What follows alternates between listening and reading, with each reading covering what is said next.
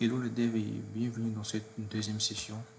Alors, je fais la présentation il n'y a pas longtemps, donc nous passons directement à la deuxième session qui va consister à l'installation du projet et à faire un tour du propriétaire de ce que Laravel nous offre comme dossier, comme différents dossiers au niveau du framework. Donc, sans plus tarder, nous allons passer à l'installation de notre projet, donc la création de différents dossiers. Bon, j'ai déjà créé un dossier app dans lequel bon, je vais le supprimer et le refaire avec vous. Alors, je crée un nouveau dossier. Je crée un nouveau dossier que je vais appeler app-task. Voilà. Je vais ouvrir avec mon terminal et me l'ouvre ça sur PowerShell. Okay. Donc, je fais un coup de Laravel new et je vais l'appeler app-task. Voilà. Et là, il commence à m'installer les différentes dépendances dont Laravel aura besoin pour fonctionner. Voilà. Donc, je pense que ça va prendre un peu plus de temps. Donc, pour le coup, je vous reprends après. Alors, bon, comme vous pouvez le voir, l'installation s'est faite avec succès. Alors, dans ce cas, nous allons ouvrir notre éditeur de code pour voir ce que Laravel nous offre comme architecture. Donc, je fais un code. Point. Il m'ouvre sur l'éditeur de code par défaut. Donc, pour moi, ici, c'est Visual Studio Code qui est l'éditeur que j'utilise pour le développement. Alors, qu'est-ce qu'il nous offre? Ici, nous avons le dossier racine. Voilà. Alors, nous avons ici nos différents dossiers. Donc, ici, nous avons le dossier app. Ici, notre dossier app. Donc, c'est ici que. Donc, c'était dans le dossier app qu'est-ce que je dis encore? C'est dans le dossier app que nous aurons l'essentiel de logique de votre application Laravel.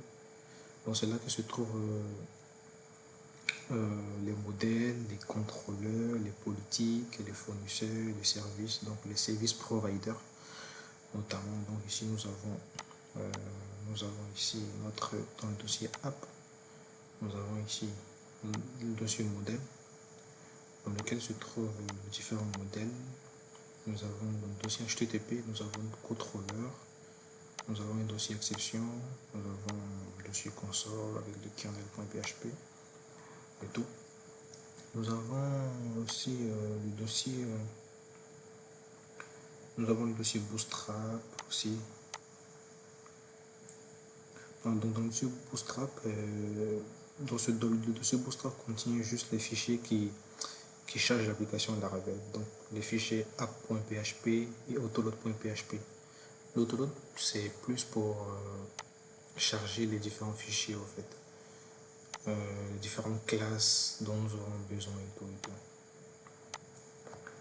Et nous avons le dossier config.php, nous avons le dossier config. Dans le dossier config, c'est dans ce dossier que renferment tous les fichiers de configuration de votre application. Donc, ces fichiers définissent donc divers paramètres de l'application, tels que la connexion à la base de données, les services tierces, etc. Nous avons aussi un dossier très important qui est le database. Donc, comme vous pouvez le constater dans le dossier, c'est l'endroit où on va trouver les migrations, les seeders, les usines et les usines faisant référence au factory et d'autres fichiers liés à la gestion de bases de données. Nous avons aussi le dossier public. Donc c'est le point d'entrée de notre application. Il contient des fichiers accessibles au public, donc tels que les fichiers CSS, JavaScript, les images, etc. Nous avons le dossier resource. Donc ce dossier, le dossier ressources comprend les ressources de l'application telles que les vues, les fichiers de langue, les fichiers de messagerie électronique, etc. Donc comme vous pouvez le voir, nous avons des fichiers CSS, nous avons le JS, nous avons nos différentes vues et tout. nous avons les dossiers routes dans lequel c'est là que vous définissez les routes de votre application, indiquant quelles actions doivent être exécutées en fonction des URL et tout et tout. Principalement, nous allons utiliser le web.php. Pour le moment, on ne fait pas d'API, donc on ne va pas y toucher. Nous avons le storage, je vais expliquer, voilà, stocker les fichiers générés par les applications, tels que les fichiers journaux, les fichiers de cache et tout ça, Pas tellement y toucher et tout, donc je ne vais pas trop m'attarder. Nous avons le vendor qui contient les dépendances installées via Composer pour ceux qui ont fait du PHP pur. Avec forcément Composer est incontournable dans la PO et tout ça. Vendor, donc comme je l'ai dit, qui contient les différentes dépendances et tout et tout. Nous avons le env.php ici.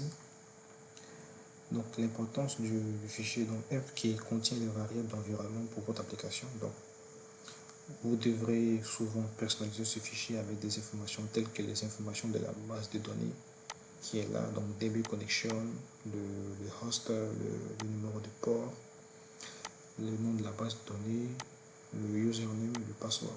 Okay. Donc, donc nous avons fait un tour du propriétaire assez rapide des différents composants que Laravel nous offre. Donc c'était un peu ça pour l'installation du projet. Donc je vous donne rendez-vous dans la prochaine session. Donc je vous dis à ciao et prenez soin de vous.